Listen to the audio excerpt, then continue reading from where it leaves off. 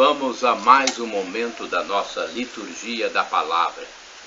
Momento de fé, de introspecção, de meditação. Vamos deixar Deus nos falar. Liturgia de 8 de novembro de 2021, segunda-feira, 32ª semana do Tempo Comum. A cor dos paramentos litúrgicos é verde e no rito tem o ofício do dia da quarta semana. Antífona da entrada. Chegue até vós a minha súplica, inclinai vosso ouvido à minha prece. Salmo 87, versículo 3º, oração do dia. Deus de poder e misericórdia, afastai de nós todo o obstáculo para que, inteiramente disponíveis, nos dediquemos ao vosso serviço por nosso Senhor Jesus Cristo, vosso Filho, na unidade do Espírito Santo. Primeira leitura, leitura do livro da sabedoria, capítulo 1, versículos do 1 ao 7. Amai a justiça, vós que governais a terra. Tende bons sentimentos para com o Senhor e procurai-o com simplicidade de coração. Ele se deixa encontrar pelos que não exigem provas e se manifesta aos que nele confiam. Pois os pensamentos perversos afastam de Deus e seu poder, posto à prova, confunde os insensatos.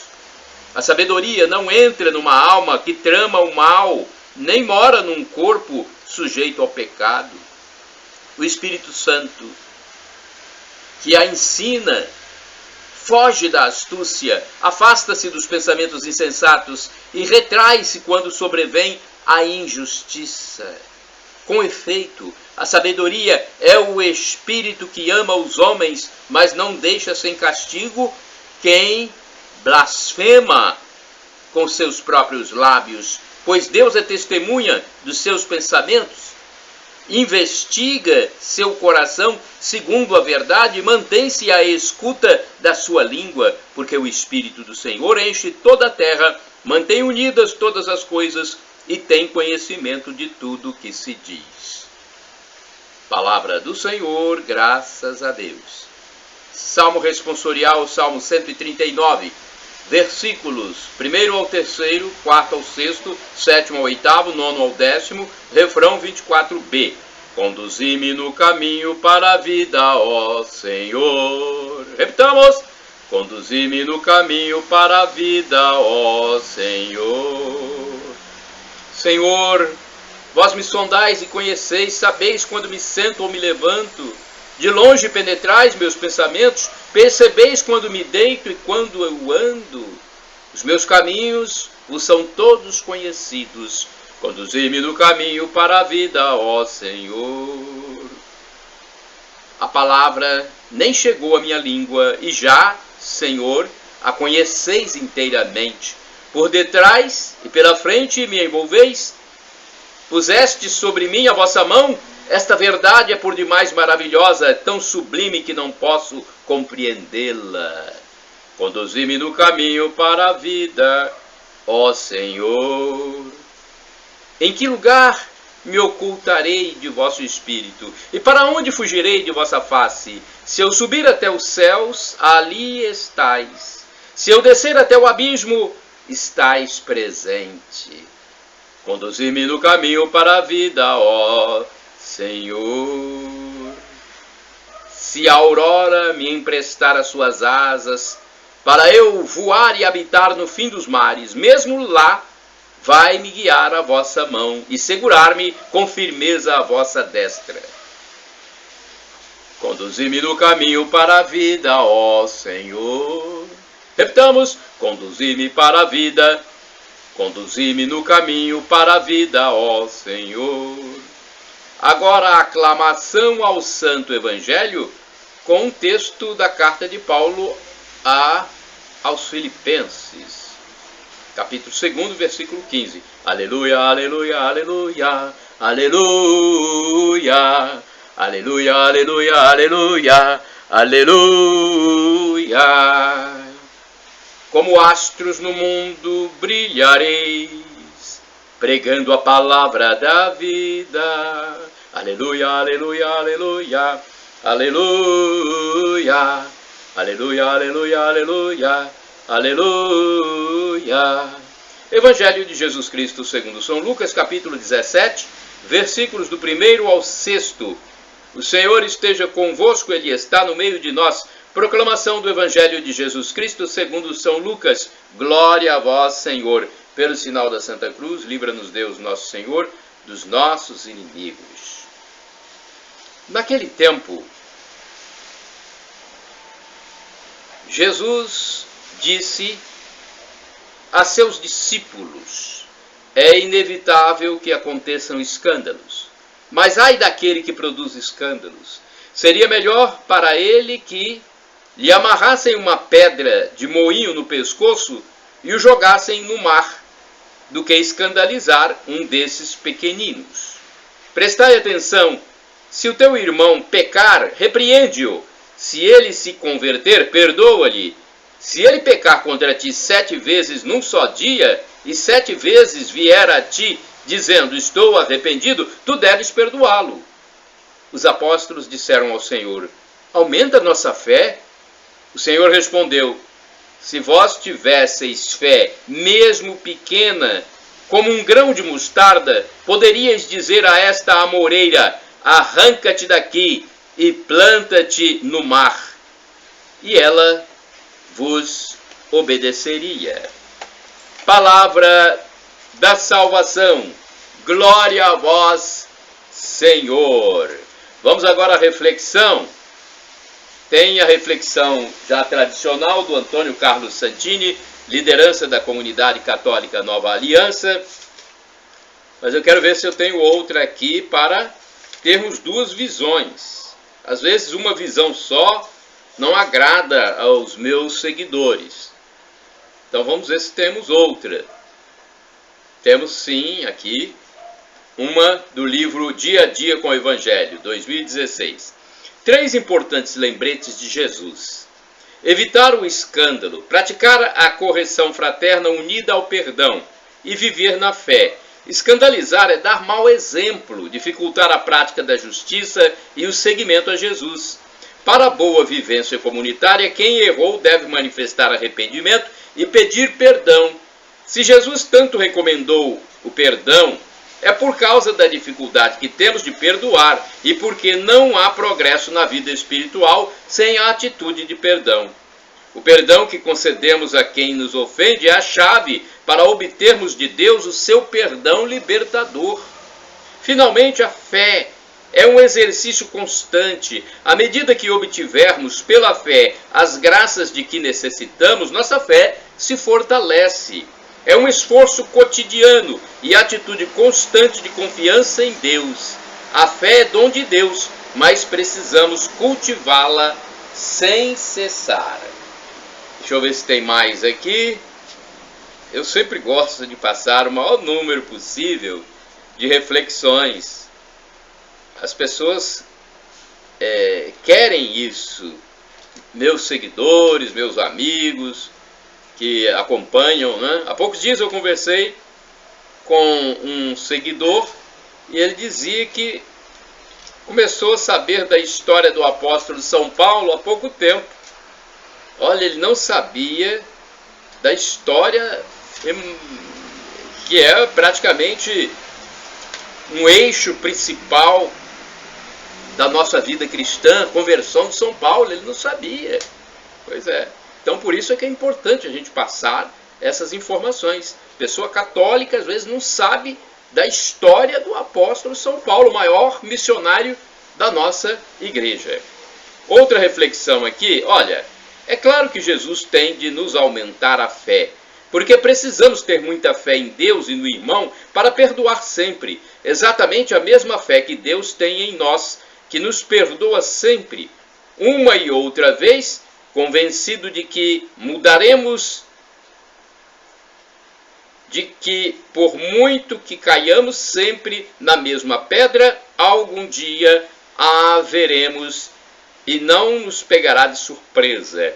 Precisamos de muita fé para dar sempre testemunho do perdão e da reconciliação, pois o verdadeiro escândalo é quando um cristão não é capaz de perdoar. Hoje lhe pedimos que aumente a nossa fé, da qual precisamos muito. Agora vamos à liturgia comentada de Antônio Carlos Santini, da Comunidade Católica Nova Aliança. Não se trata de neutralidade diante do mal. Quem erra precisa de correção. A impunidade reforça o erro. Mas os arrependidos merecem perdão. Uns mais, outros menos. Todos nós erramos um dia e precisamos do perdão. Não fosse tão imperiosa a necessidade de ser perdoado, o Senhor não nos teria ensinado a rezar: perdoai as nossas ofensas, né, como está no Pai Nosso. Ou, segundo a nova tradição, quer dizer, perdoai as nossas dívidas, ou segundo a nova tradução, perdoai as nossas ofensas. Se o perdão nos é negado, cresce em nós o remorso, o sentimento de culpa ou desespero. Foi um perdão excessivamente adiado que fez de Absalão o inimigo número 1 de seu pai Davi, conforme está no segundo livro de Samuel, capítulo 14, versículo 24.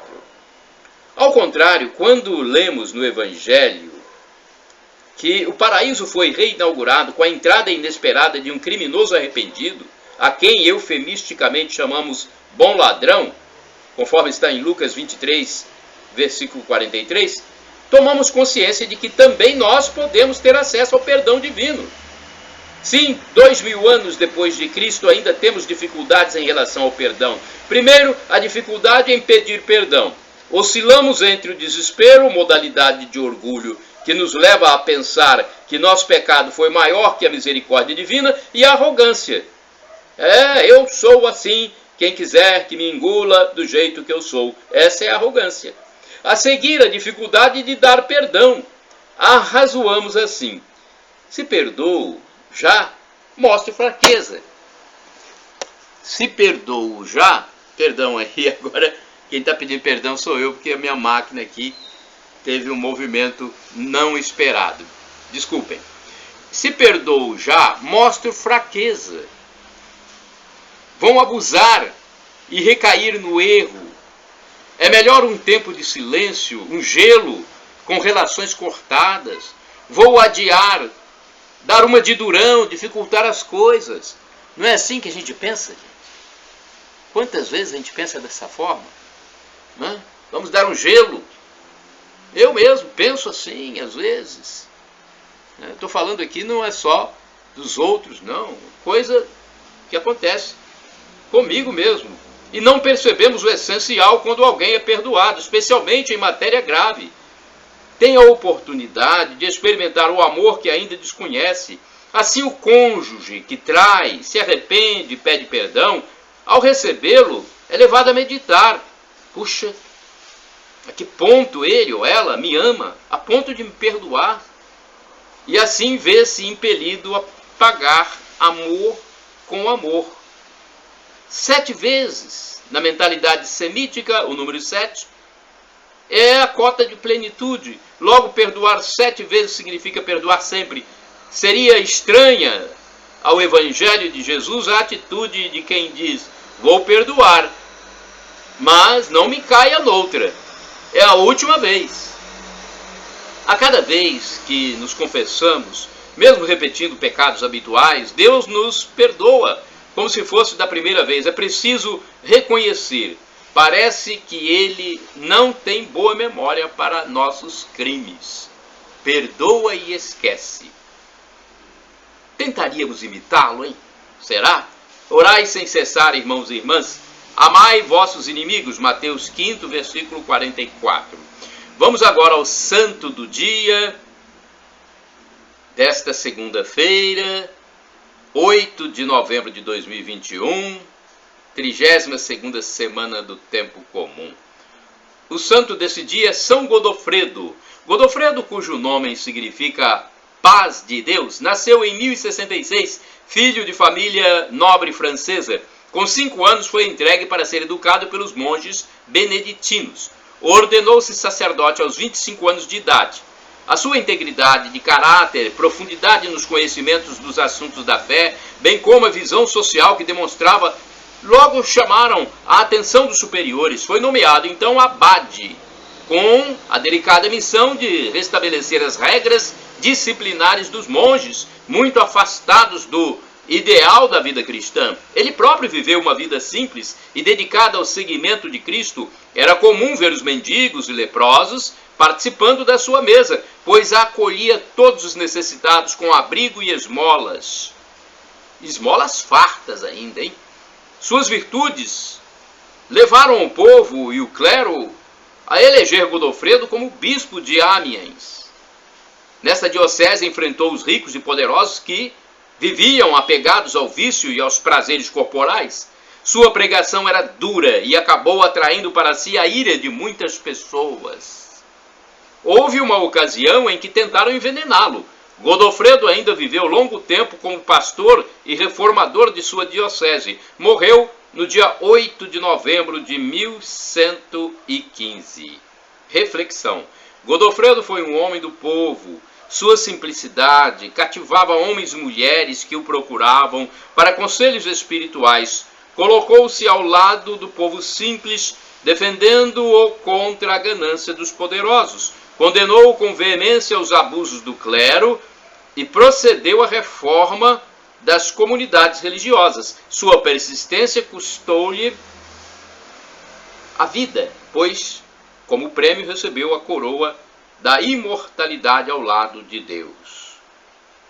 Oração. Deus, nosso Pai, ficai conosco, dissipai todo medo e apaziguai nossos corações para que, mediante vossa ação libertadora em nós, a luz da fé renasça em nossas vidas. A exemplo de Godofredo, dai-nos a calma, tranquilidade e a paz para enfrentar as dificuldades do dia a dia. Por Cristo nosso Senhor. Amém. São Godofredo, rogai por nós. Bem, é um texto do Padre Evaldo César de Souza. Da minha parte, podem usar à vontade o que estiver nos meus endereços eletrônicos, no blog repórterpaulomaciel.blogspot.com, facebook.com/Paulo Maciel da Rádio, canal no YouTube Paulo Roberto Maciel, Instagram Paulo Roberto Maciel 6/. Usem o que tem nos meus endereços eletrônicos livremente para tentar salvar almas. Nós estamos vivendo num mundo pecaminoso, num mundo de secularismo intenso, num mundo profano. Precisamos passar a mensagem de Deus para as pessoas que estão perdidas, para que se convertam. Shalom Adonai, a paz de Deus. El Shaddai, Deus onipotente, Ele proverá. E Maranatá, do aramaico, dialeto de Jesus, significa vinde, Senhor Jesus. Os evangélicos falam Maranata, com a tônica na penúltima sílaba. Não importa, somos todos irmãos e a tradução é a mesma. Vinde, Senhor Jesus, vem, Senhor, Senhor vem. Um dia Ele vai voltar e vai nos julgar. Nesse julgamento, Ele pode nos introduzir na felicidade em plenitude para sempre, ou seja, é a nossa entrada no paraíso. Para isso temos que nos arrepender de nossos pecados. Isso é humildade, arrependimento e perdão. Shalom, a paz.